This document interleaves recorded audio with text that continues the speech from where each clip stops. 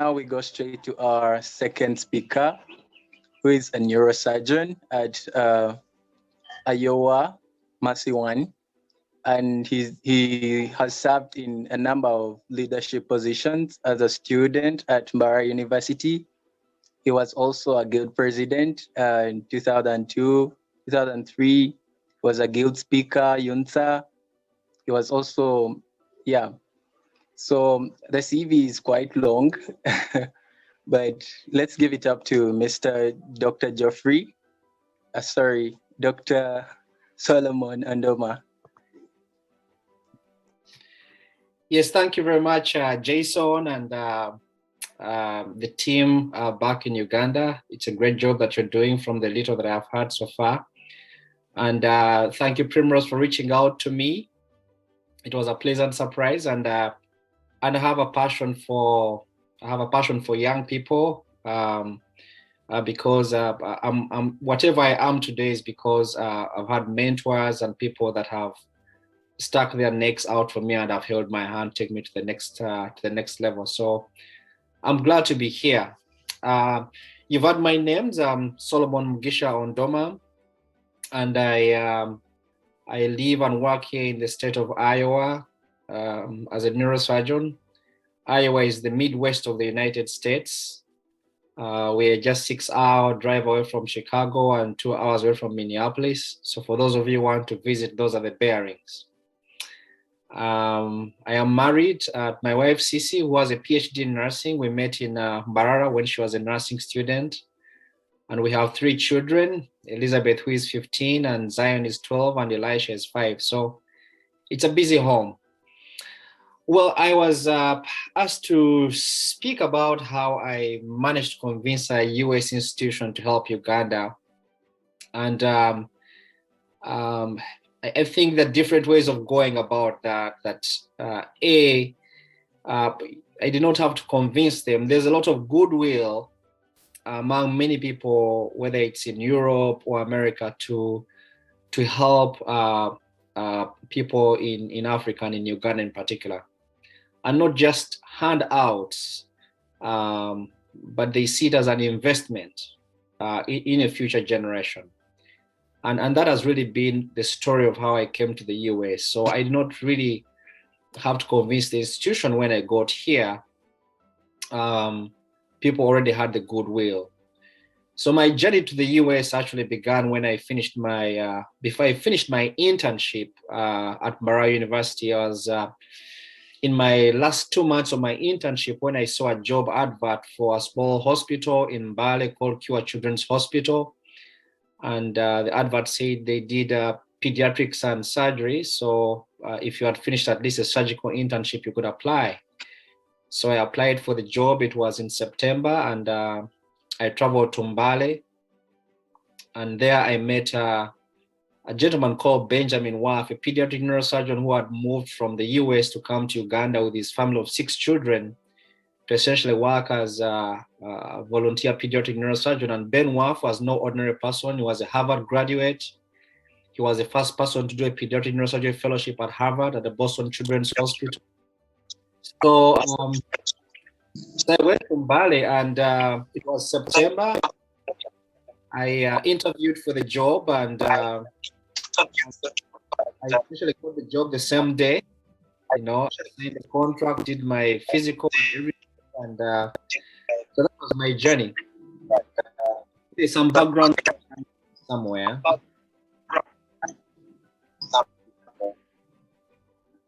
Is that Matthias?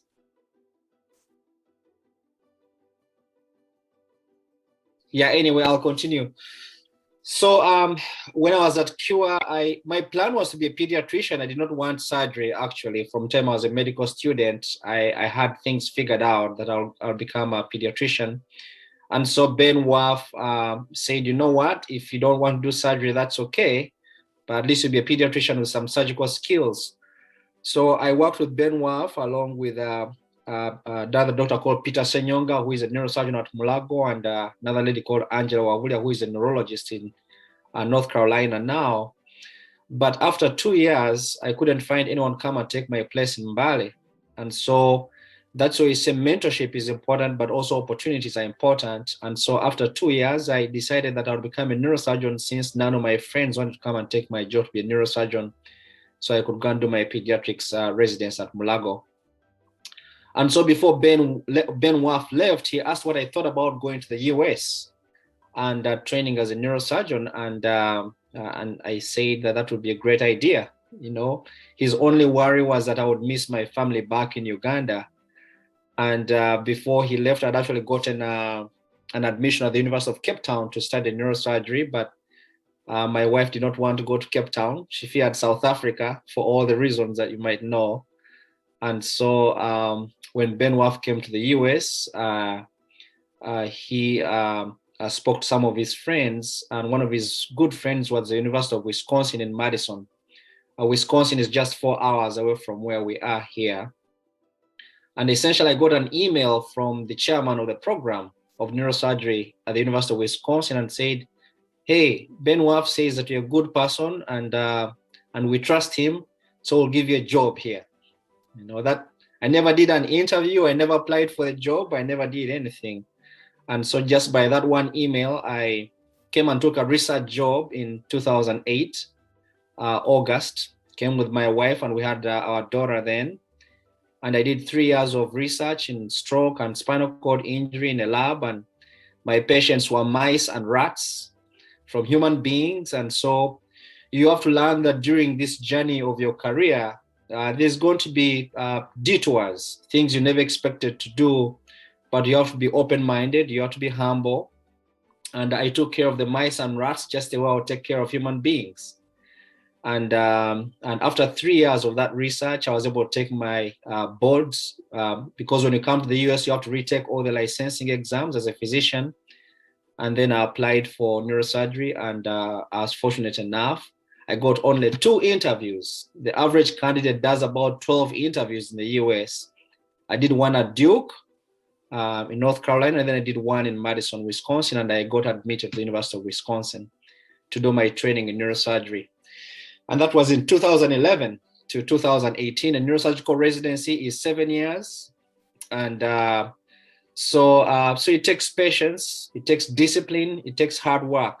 Most people think that you have to be extremely intelligent or very bright to become a neurosurgeon, but neurosurgery distinguishes itself because of the long training, the many hours of work. You have to be at work by 5:30 in the morning, and you leave when the work is done.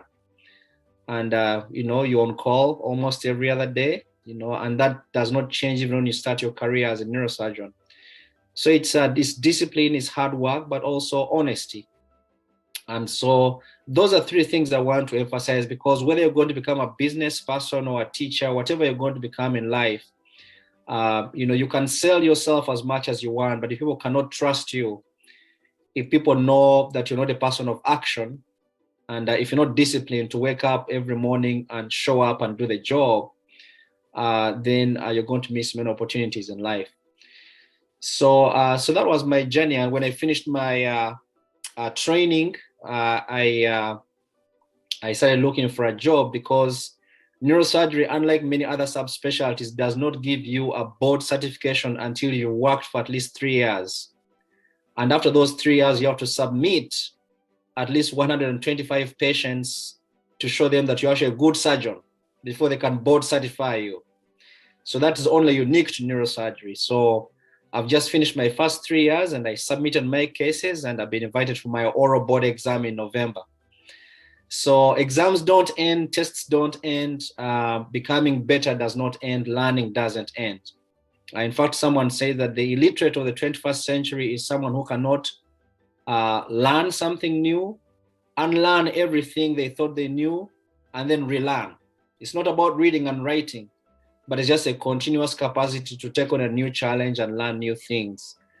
In my practice, I've done things that I never did in my training, and I've had to read up on them and watch videos on YouTube and listen to the masters and do them on patients. And I'm really fortunate to have a patient whom you can tell, I've not done this before, you're my first one, and they say, go ahead, do it.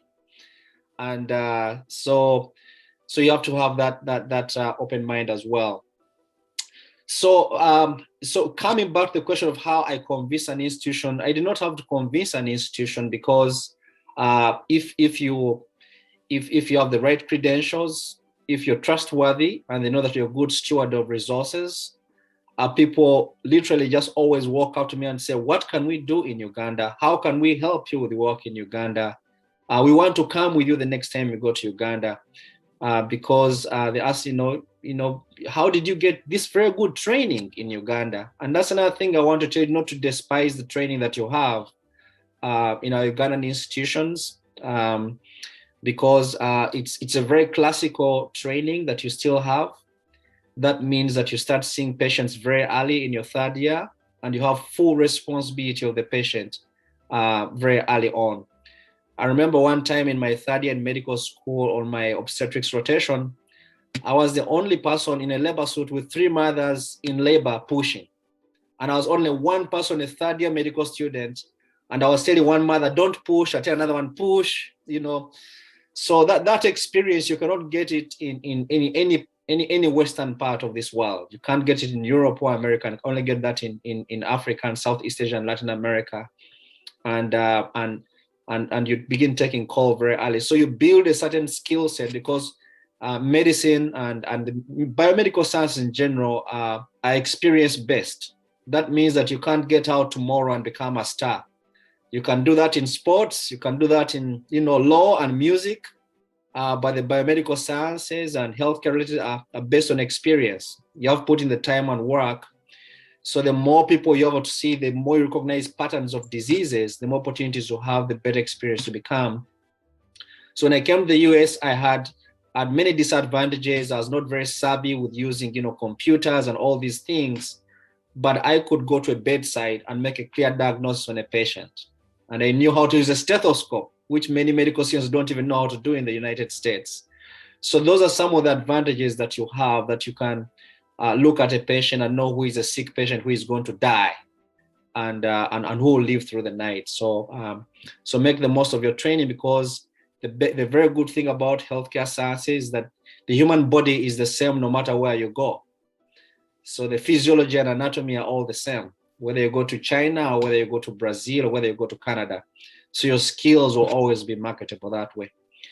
So anyhow, because of that, there are always people willing to help, to travel and learn, and so collaborations are very many, and there are many people willing to even bring students from Africa for them to get an opportunity. Since our time in the US, we've hosted at least 5 to 6 physicians from Uganda who would come. I would get them opportunities to do their rotations at the universities.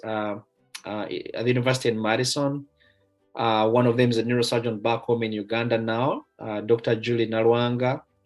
Another one just came to her anesthesia residency here in the US, Dr. Cynthia Iradukunda, and several others who would come. But again, the bottom line is there's a lot of goodwill to train the next generation of young Africans, because again, as Jason rightly said, we have one of the youngest populations and youngest labor force that's emerging, and Africa is on a renaissance of becoming, the youngest global market in the whole world, and so everyone has their eyes set on Africa,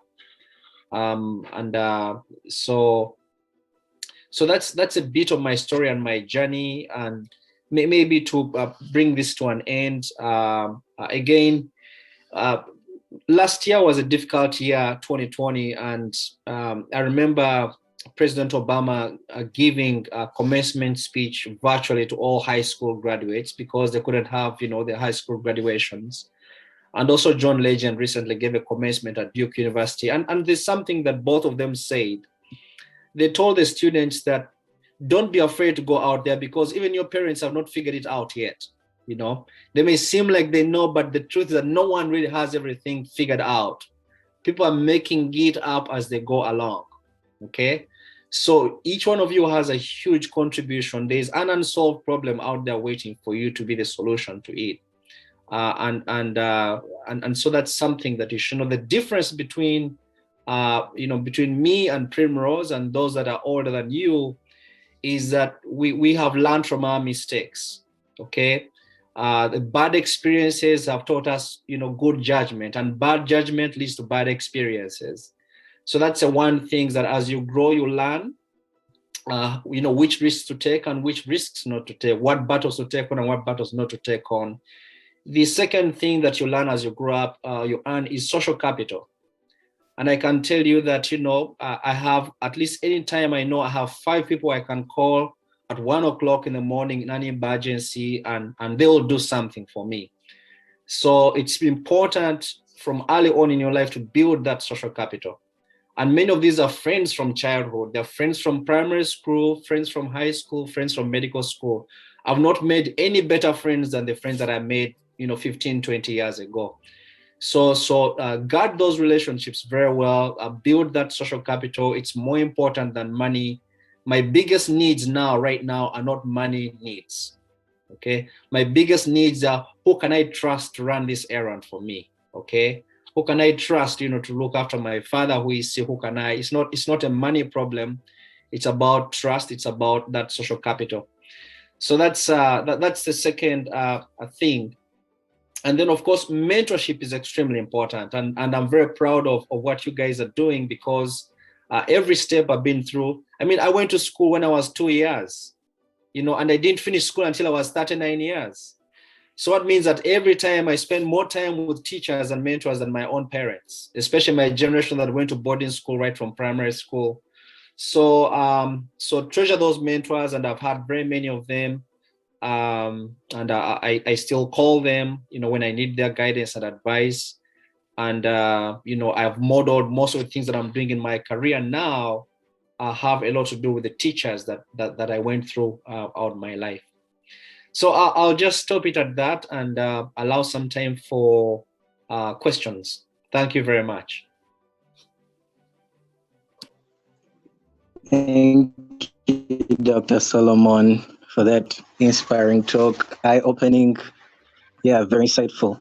Now we shall take on questions from the chat, or you can put your hands up so that you can ask direct and talk to the neurosurgeon. Yeah. Anyone? Yes, Michael Kia. Go on and ask. Thank you so much. My question to the neurosurgeon is, how was he able to handle the financial constraints as regards to the training in the USA? It seems joining medical school is very expensive in the US, and there are no scholarship opportunities at all.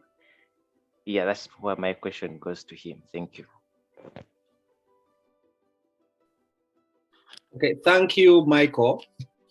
Actually, the most interesting thing is, and I told you that I'd gotten a sponsorship initially to do my training at Cape Town in South Africa. One of the reasons I did not go was because the specialist training in South Africa is tuition-based if you're not a South African.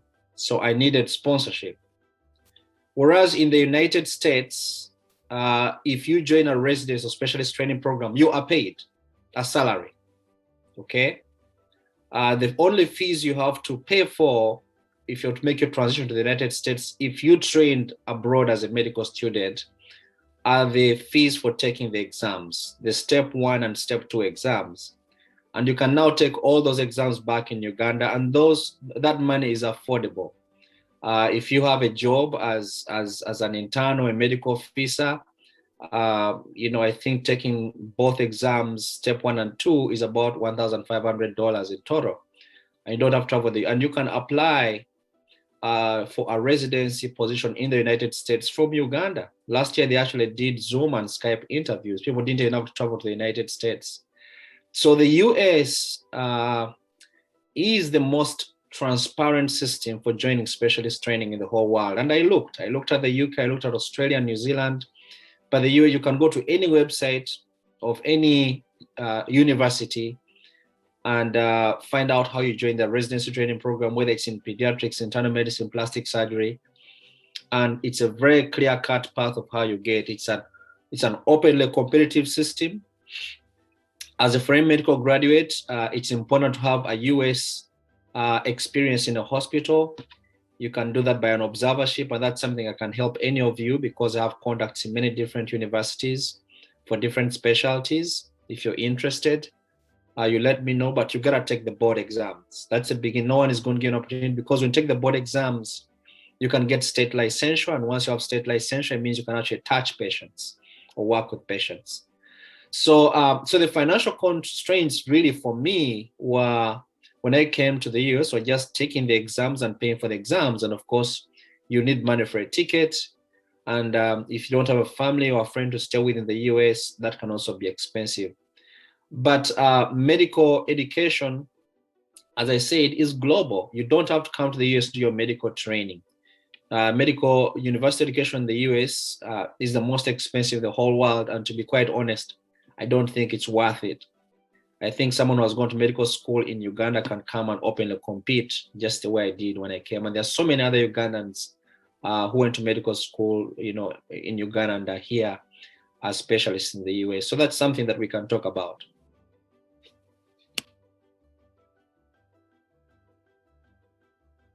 Thank you so much. Thank you so much, Dr. Solomon. We have Ms. Primrose's hand up. Ms. Primrose wanted to say something. Yes, I did. I've actually put it in the chat like you had directed. I just wanted to kindly ask, now that I've been given the opportunity, Dr. Solomon, thank you so much once again. How can we make this ongoing? Would that be possible? Obviously, the team have initiated MentorPoint Africa, where we can have exchange opportunities that are ongoing, not just with your institution, but also others in the US. What do you think about that? And also, we're looking to have a workshop to have experts like you. We can have a hybrid event whereby we engage with other experts, once again, to just talk like you've done, but also get other opportunities, exchange programs, research, all the underdeveloped subjects. Thank you. Well, thank you, Primrose. And I'm more than happy to be part of whatever efforts there are for workshops and mentorship. It's my passion again. And I think we can keep it going. We recently just formed, and this is a small group, we just formed our alumni association of all Mbarara University graduates in the biomedical sciences for Canada, for the whole of North America, the US and Canada. And one of the reasons we did that was because we have specialists in every field of medicine, in nursing, in medical lab technology.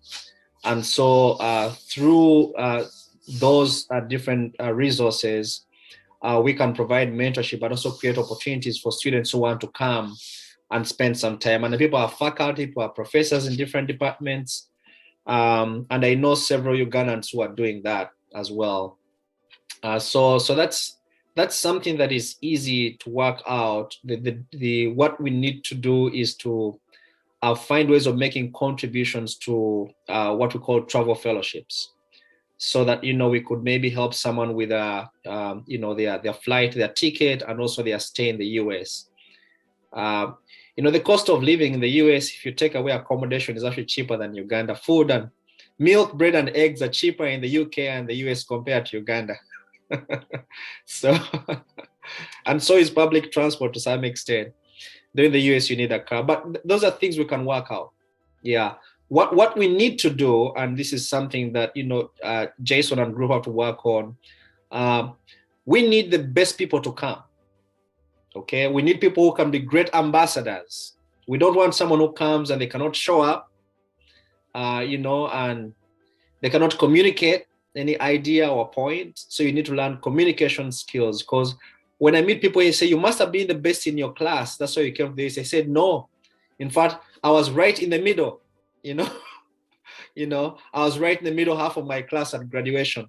But why I was able to come is I knew how to communicate, and I learned how to communicate because I studied student leadership very early.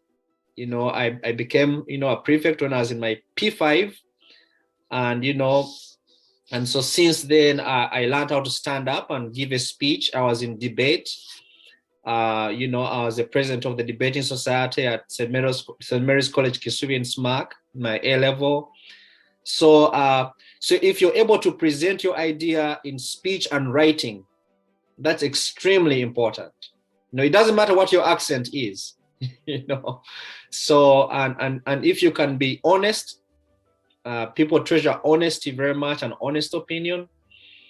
And you gotta show up to do the work. It doesn't matter how many people write you recommendations and get you in a place. But the US is not very different from Uganda, okay? In the US, no one will give you a job until someone has picked up the phone and called the other person and said, hey, I know that person, they're good people, I'll trust them with my own life, give them a job. That's how it works in the US. Many jobs are never advertised. But if you get in, it's your merit and hard work that keeps you in. They'll throw you out. It doesn't matter where the president got you in, you'll be kicked out. So, so we need you guys to have a system, and maybe Primrose and can help, but we need to have a system where the best people who are good ambassadors come, because if one person comes and they do a good job, then they open up the door for the others to come.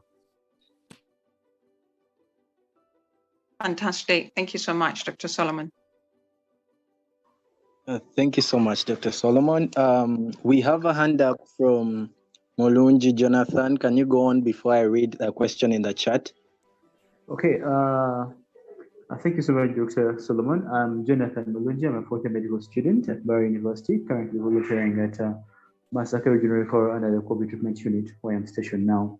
So my question would be in relation to the mentorship and getting these opportunities.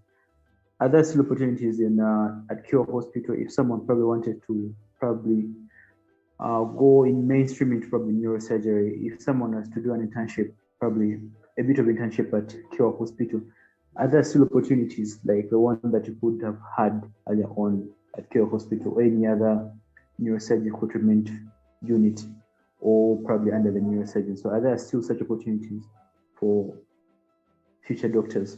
That would be my question to Dr. Solomon. Thank you so much. Yes, thank you, Jonathan, and thank you for your work. And you know, you're really at the front line of the work. My parents-in-law are in Masaka, so I know if they get a problem, you'll be taking care of them. They just survived COVID, both of them, incidentally. So my wife comes from Masaka. So there are so many opportunities now, much more than there were. When I left Uganda, there was no training program in the whole of East and Central Africa for neurosurgery. Now there's a program, there's a whole East and Central African program that's based in Nairobi. You rotate at different centers. Mulago has a training program. They've graduated about 4 or 5 neurosurgeons so far.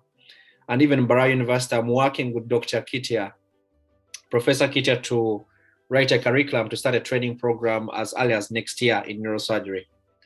But back to Cure. Cure is very open for people to visit. Medical students, people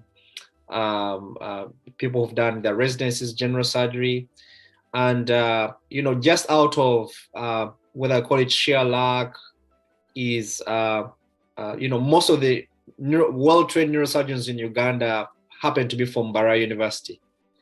And the medical director at Cure, Dr. Emmanuel Wegoye, took my job when I left in 2008. I recruited him specifically because I knew him from Bara University. And Humphrey Okechi is the other neurosurgeon at Cure. Humphrey was a year ahead of me in medical school and did his residency training in China for neurosurgery.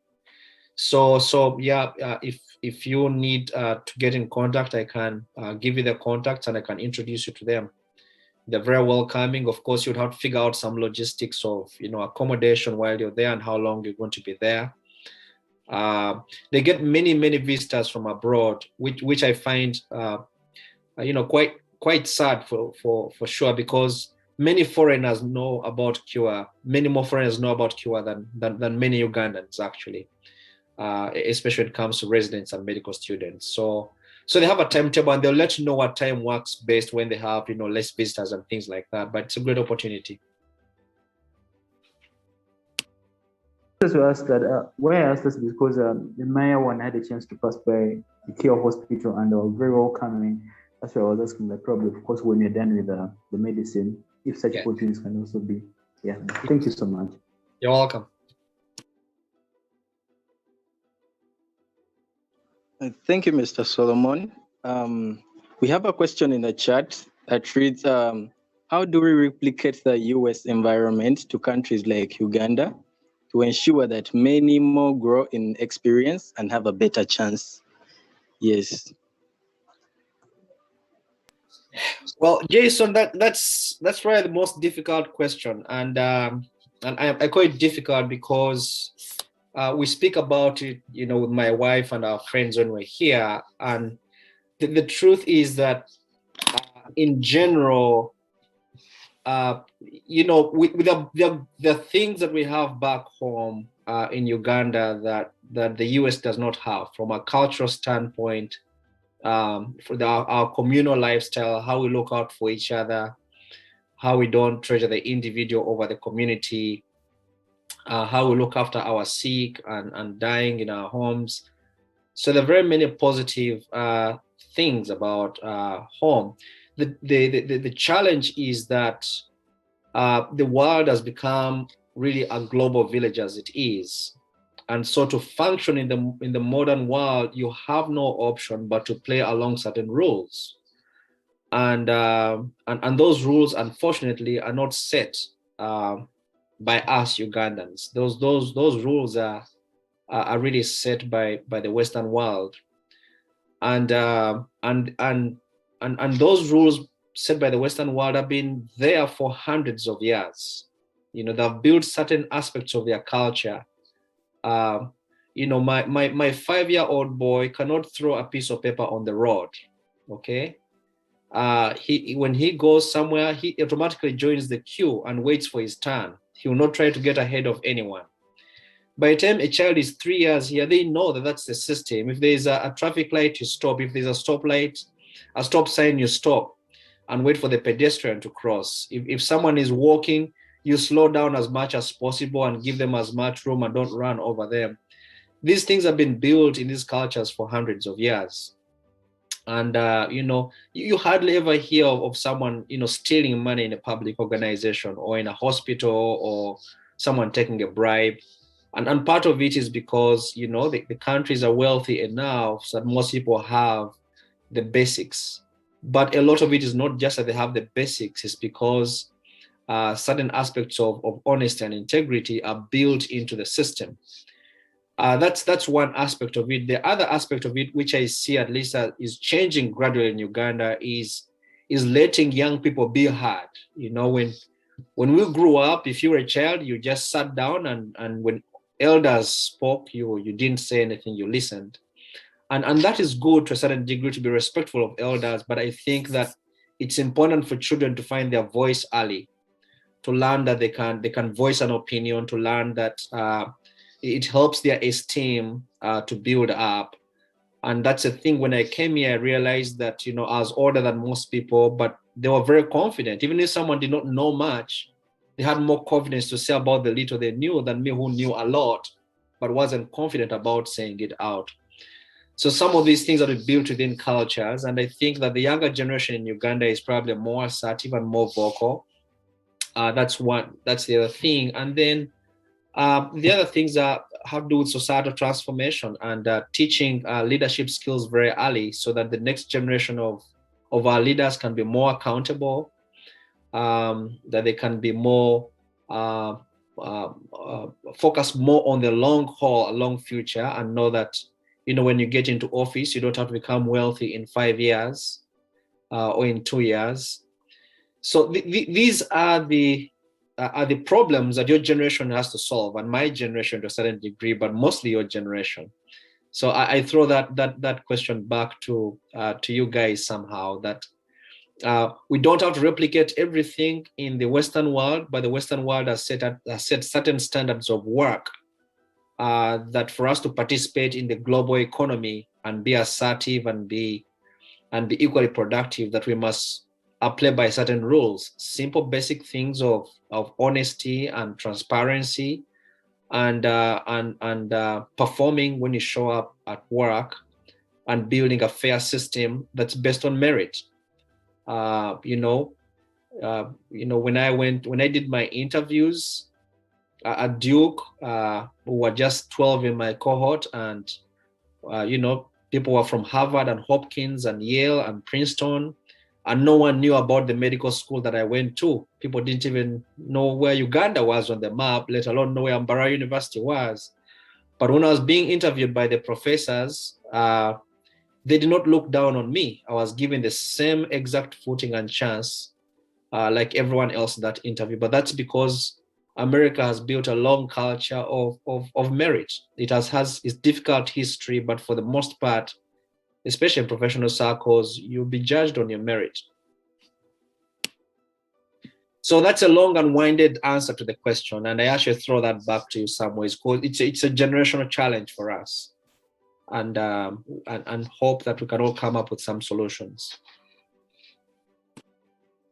Thank you so much, Dr. Solomon. I will really keep going back to this recording because it's really been very educative. It's unfortunate you can't see my face, but I would like to show it maybe next time. So from this point, allow me to introduce our next speaker, Mr. Perez Katambala. He's a public health specialist. If you've heard of clinical trials, he has very broad experience in that. So, Mr. Katambala, you're welcome.